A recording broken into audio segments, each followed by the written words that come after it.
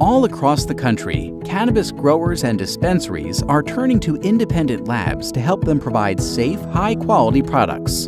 Contaminant testing is a critical part of the quality control services they provide. Routine contaminant testing for cannabis includes screening for pesticides, residual solvents, heavy metals, and aflatoxins or mycotoxins.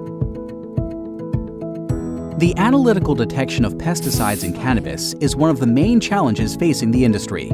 Because so many parasites and pests can thrive on cannabis plants, most commercial grow operations must use a wide variety of pesticides. Currently, there are no federal guidelines for residual pesticide screening in cannabis, and it is generally left up to the individual states. Most labs test for the pesticides commonly used during cultivation. These include organophosphates, carbamates, pyrethroids, and avermectins. LCMS can be used to test for a majority of pesticides. However, GCMS is the preferred method to test for pesticides that do not ionize well in an LCMS source. Residual solvents are chemicals left over after completing the process used to extract cannabinoids and terpenes from the plant. Since these solvents are not safe for consumption, it is important to verify that they have been properly and completely removed from the final product. Gas chromatography enables the rapid identification and quantitation of very low concentrates of residual solvents. Heavy metals such as lead, cadmium, arsenic, and mercury can be found in soil and fertilizers. As cannabis plants grow, they can take up these metals from the soil. Proper testing should include screening to ensure that cannabis products are free from toxic concentrations of the hazardous metals. However, requirements vary from state to state, so make sure to check your local regulations.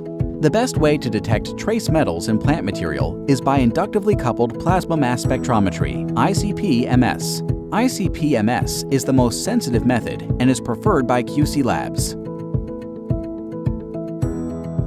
Thorough cannabis contaminant testing should include mycotoxin and aflatoxin analysis.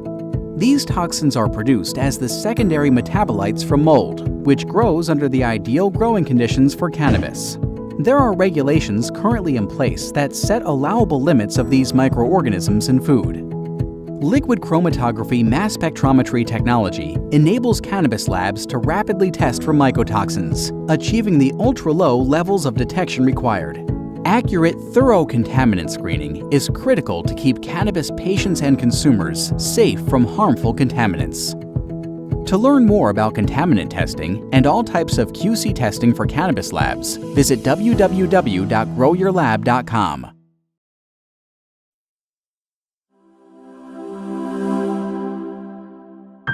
Excellence in science. Shimadzu.